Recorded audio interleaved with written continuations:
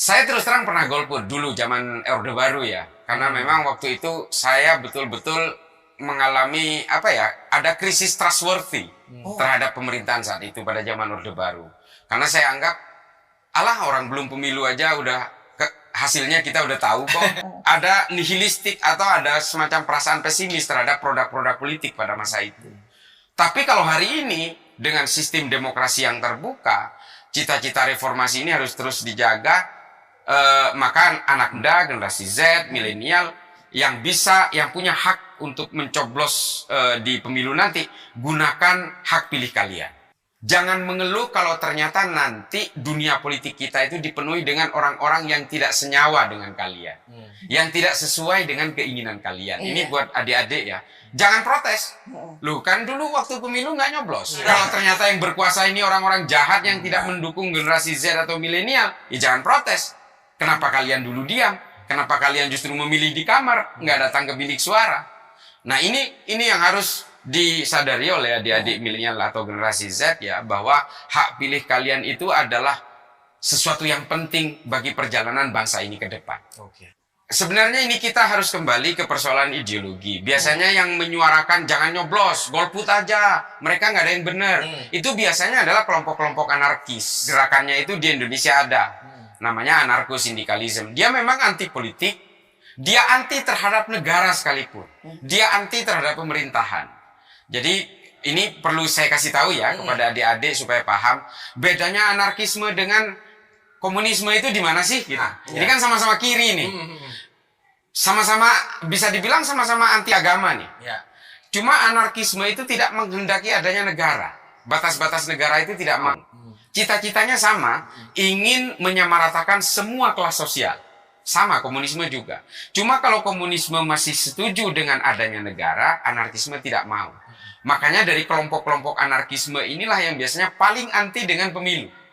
Paling anti dengan demokrasi juga. Mereka itu biasanya, yang udah nggak usah nyoblos percuma. Nah ini biasanya memang resistensi yang paling besar terhadap pemerintah atau suatu negara, itu biasanya kelompok anarkisme. Komunisme itu masih mau dengan adanya negara, tapi tetap mereka ini anti agama.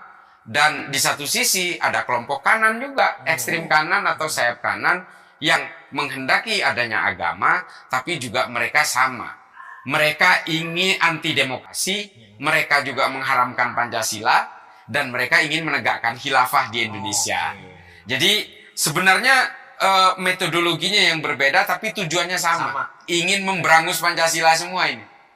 Nah ini yang harus dipahami oleh adik-adik. Kalau Pancasila tumbang, lupakan NKRI, lupakan mimpi Indonesia Emas 2045, lupakan. Saya tidak pernah tabu sih sebenarnya dengan istilah politik identitas atau politik agama ya. Karena di dalam dunia demokrasi, politik identitas itu tidak bisa dihindari. Saya misalnya orang Madura. Saya nyalek dari Madura. Otomatis saya akan menyuarakan kemaduraan saya. Berusaha mempengaruhi orang Madura untuk memilih saya. Dan kalau saya terpilih, saya akan membawakan suara-suara elektoral saya dari Madura, dari dapil saya. Itu namanya politik identitas. Yang tidak boleh itu adalah politisasi identitas. Politisasi identitas inilah yang menggunakan identitas-identitas tertentu untuk melakukan segregasi. Pemilahan-pemilahan. Seolah-olah kalau bukan identitasnya sama dengan saya, maka dia itu adalah orang-orang infidel, tidak baik. Ya kan? Nah, pilihlah saya wakil kalian orang Madura.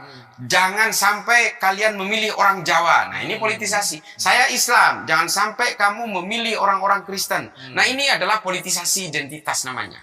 Ini yang akan kental nanti. Karena apa? Politisasi identitas maupun politisasi agama ini adalah cara cepat yang bisa memangkas biaya ini. Menghipnotis. Jadi betul-betul hypnotizing a lot of people untuk memangkas biaya. Dan bisa menipu orang secepat mungkin, instan sekali. Ini sama kayak mie lah. Cepat kita kenyang gitu. Nah, tapi ini sebenarnya adalah, tolong dicatat, ini adalah hypnotizing, menipu sebenarnya. Percayalah nanti ya, kita sudah belajar dari banyak pemilu sebenarnya, orang-orang yang berusaha tampil agamis dengan simbol-simbol kesalehan itu, ketika berkuasa, dia juga akan berkelindan dengan korupsi juga. Sama aja. Ada banyaklah pelajaran itu. wah tegakkan Islam, kita pilih partai-partai Islam. Gitu. Ternyata yang terlibat korupsi ya dia juga. Nah ini pelajaran ya buat kita. Kita harus betul-betul menggunakan rasionalitas berpikir, pakai nurani, mana yang cocok, ya itulah pilih.